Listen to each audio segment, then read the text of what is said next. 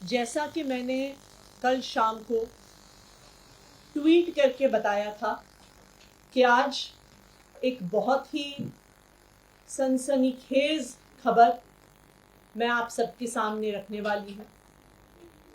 तो मैं सभी मीडिया के साथियों से, देश भर के लोगों को ये बताना चाहती हूँ कि भारतीय जनता पार्टी ने मेरे एक बहुत व्यक्तिगत करीबी व्यक्ति के माध्यम से मुझे भारतीय जनता पार्टी ज्वाइन करने के लिए अप्रोच किया। मुझे ये कहा गया कि या तो मैं भारतीय जनता पार्टी ज्वाइन कर लूं, अपना पॉलिटिकल करियर बचा लूं, अपना पॉलिटिकल करियर बढ़ा लूं, और अगर भारतीय जनता पार्टी नहीं ज्वाइन करी तो आने वाले 1 महीने में ईडी द्वारा मुझे गिरफ्तार कर लिया जाएगा। ये एक मेरे बहुत करीबी व्यक्ति के माध्यम से मुझे बताया गया। उन्होंने कहा कि प्रधानमंत्री नरेंद्र मोदी जी और भारतीय जनता पार्टी ने अपना मन बना लिया है कि आम आदमी पार्टी को और उसके सभी नेताओं को अब वो कुचलना चाहते हैं, खत्म करना चाहते हैं। पहले उन्होंने आम आदमी पार्टी के सारे शीर्ष नेतृत्व को अरेस्ट करके जेल में डाल दिया। पहले सत्येंद्र जैन जी की गिरफ्तारी हुई, फिर मनीष सिसोदिया जी की गिरफ्तारी हुई, फिर संजय सिंह जी की गिरफ्तारी हुई, और अब दिल्ली के मुख्यमंत्री अरविंद केजरीवाल जी को भी गिरफ्तार कर लिया गया है। अब भारतीय जनता पार्टी का ये इरादा है कि आने वाले 2 महीने में लोकसभा चुनाव से पहले वो आम आदमी पार्टी के 4 और नेताओं को गिरफ्तार करने वाले हैं। वो मुझे गिरफ्तार करेंगे, वो सौरभ भारद्वाज को गिरफ्तार करेंगे, वो दुर्गेश पाठक को गिरफ्तार करेंगे, और वो राघव चड्ढा को गिरफ्तार करेंगे। भारतीय जनता पार्टी ने ये उम्मीद करी थी कि अरविंद केजरीवाल जी की गिरफ्तारी के बाद आम आदमी पार्टी बिखर जाएगी, आम आदमी पार्टी टूट जाएगी, आम आदमी पार्टी का मोरल डाउन हो जाएगा, क्योंकि आम आदमी पार्टी का अब सारी सीनियर लीडरशिप जेल में है, हिरासत में है। लेकिन संडे की रामलीला मैदान की रैली के बाद, जहां पे दिल्ली भर और देश भर से लाखों लोग आए, पिछले 10 दिन से आम आदमी पार्टी के सड़क पर चल रहे संघर्ष के बाद अब भारतीय जनता पार्टी को लगता है कि आम आदमी पार्टी के टॉप 4 लीडर्स को गिरफ्तार करना काफी नहीं था। अब आने वाले समय में अगले बड़े 4 नेताओं को जेल में डाला जाएगा। मुझे जेल में डाला जाएगा, सौरभ भारद्वाज को जेल में डाला जाएगा, दुर्गेश पाठक को जेल में डाला जाएगा, और राघव चड्ढा को जेल में डाला जाएगा। मुझे ये बताया गया कि आने वाले कुछ ही दिनों में मेरे पर्सनल रेजिडेंस पे ईडी की रेड होगी। ना सिर्फ मेरे घर में ईडी की रेड होगी, मेरे रिश्तेदारों, मेरे परिवार वालों के घर में रेड होगी। उसके बाद हम सब लोगों को समन्स भेजे जाएंगे, और समन्स के कुछ ही समय बाद हमें गिरफ्तार किया जाएगा। मैं आज इस मंच के माध्यम से, आप सभी के चैनल्स के माध्यम से भारतीय जनता पार्टी को ये बताना चाहती हूं कि हम आपकी धमकियों से डरने वाले नहीं हैं। हम अरविंद केजरीवाल के सिपाही हैं, हम भगत सिंह के चेले हैं। जब तक आम आदमी पार्टी के हर नेता, हर विधायक, हर कार्यकर्ता में आखिरी सांस तक बची है, तो हम अरविंद केजरीवाल जी के नेतृत्व में इस देश को बचाने के लिए, इस देश के संविधान को बचाने के लिए, इस देश के लोगों को एक बेहतर जिंदगी देने के लिए काम करते रहेंगे।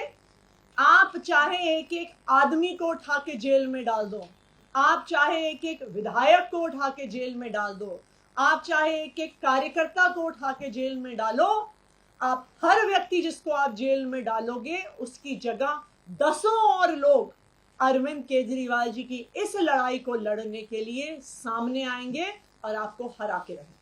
Thank you. क्या आप मानते हैं कल जो वोट में नाम लिया गया उसी कड़ी में फैसला है? देखिए, ये बिल्कुल संभव है, क्योंकि कल जो ईडी ने सौरभ भारद्वाज जी और मेरा नाम कोर्ट में लिया, वो एक ऐसे बयान के आधार पर लिया जो बयान ईडी और सीबीआई के पास 1.5 साल से मौजूद है। ये बयान ईडी की चार्जशीट में भी है, ये बयान सीबीआई की चार्जशीट्स में भी है। तो आज इस बयान को उठाने का क्या कारण था? इस बयान को उठाने का कारण था कि अब भारतीय जनता पार्टी को लग रहा है कि अरविंद केजरीवाल, मनीष सिसोदिया, संजय सिंह, सत्येंद्र जैन के जेल में होने के बावजूद भी आम आदमी पार्टी एकजुटता के साथ, आम आदमी पार्टी मजबूती के साथ अभी भी जमीन पर लड़ रही है।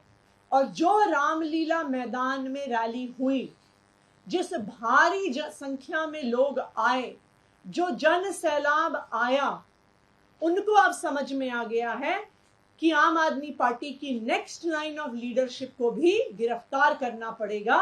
आम आदमी पार्टी के, चाहे मुझे, सौरभ भारद्वाज को, राघव चड्ढा को, दुर्गेश पाठक को, अब वो जेल में डालने का प्लान बना रहे हैं। मेरा एक सवाल ये है कि आप कह रहे हैं जेल से सरकार चलेगी, लेकिन सीएम जेल जा चुके हैं। ऐसे में जो मुलाकातों की लिस्ट है उसमें कोई कैबिनेट मंत्री नहीं है और तमाम जो प्रोटोकॉल्स हैं, चाहे वो किसी फाइल का आगे बढ़ना, तो कैसे होगा? क्या सरकार बर्खास्तगी की तरफ बढ़ रही है? कोई कॉन्स्टिट्यूशनल क्राइसिस या आप लोग अदालत से किसी तरह की रेमेडीज मांगेंगे?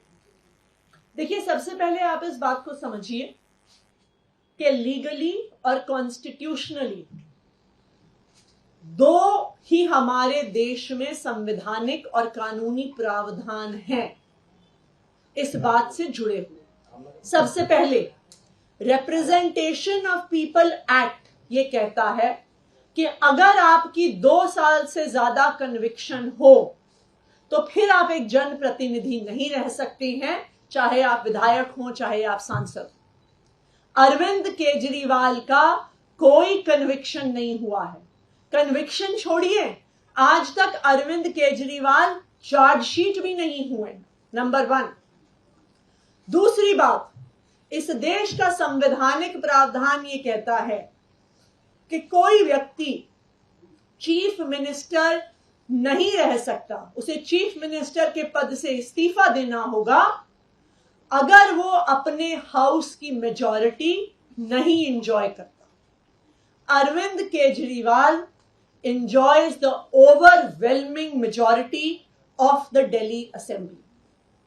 तो इसलिए अरविंद केजरीवाल के इस्तीफा देने का कोई भी कारण नहीं है। अगर आज अरविंद केजरीवाल इस्तीफा दे देते हैं तो ये भारतीय जनता पार्टी के लिए एक बहुत सीधी और सरल एक एसओपी तैयार कर देती है, एक स्टैंडर्ड ऑपरेटिंग प्रोसीजर तैयार कर देता है। जिस तरह उन्होंने पिछले 8-9 साल में ऑपरेशन लोटस को एक स्टैंडर्ड फॉर्मूला बना लिया है, ये तो उससे भी आसान है। ईडी के माध्यम से prevention of money laundering act में हर विपक्ष के मुख्यमंत्री के ऊपर केस कर दो, उसके बाद उसे गिरफ्तार कर दो और फिर कहो कि संवैधानिक संकट पैदा हो गया है, इस्तीफा दो वरना हम राष्ट्रपति शासन लगाएंगे। इससे आसान तरीका भारतीय जनता पार्टी के पास विपक्ष की सरकारें गिराने का क्या है? दिल्ली में भी अरविंद केजरीवाल की गिरफ्तारी का यही असली कारण है।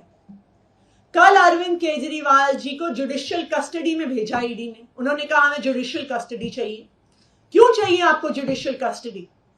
अरविंद केजरीवाल की गिरफ्तारी के समय ईडी ने कहा कि हम इन्हें गिरफ्तार कर रहे हैं क्योंकि हमें इनसे पूछताछ करनी है, क्योंकि हमने इतने समन्स भेजे और ये समन्स पर नहीं आए तो हम पूछताछ करने के लिए इन्हें गिरफ्तार कर रहे हैं। अब 11 दिन की पूछताछ हो गई, आपने जो जानना था आपने जान लिया। अब आपको अरविंद केजरीवाल को जेल में क्यों भेजना है? इसलिए भेजना है क्योंकि इस गिरफ्तारी के दो ही मकसद थे। इस गिरफ्तारी का पहला मकसद था अरविंद केजरीवाल को चुनाव के दौरान कैंपेन करने से रोकना, और दूसरा मकसद था कि दिल्ली की चुनी हुई सरकार, दिल्ली की चुनी हुई लोकप्रिय सरकार को गिरा देना, राष्ट्रपति शासन लगाना और फिर चोर दरवाजे से भारतीय जनता पार्टी की सरकार बनाना।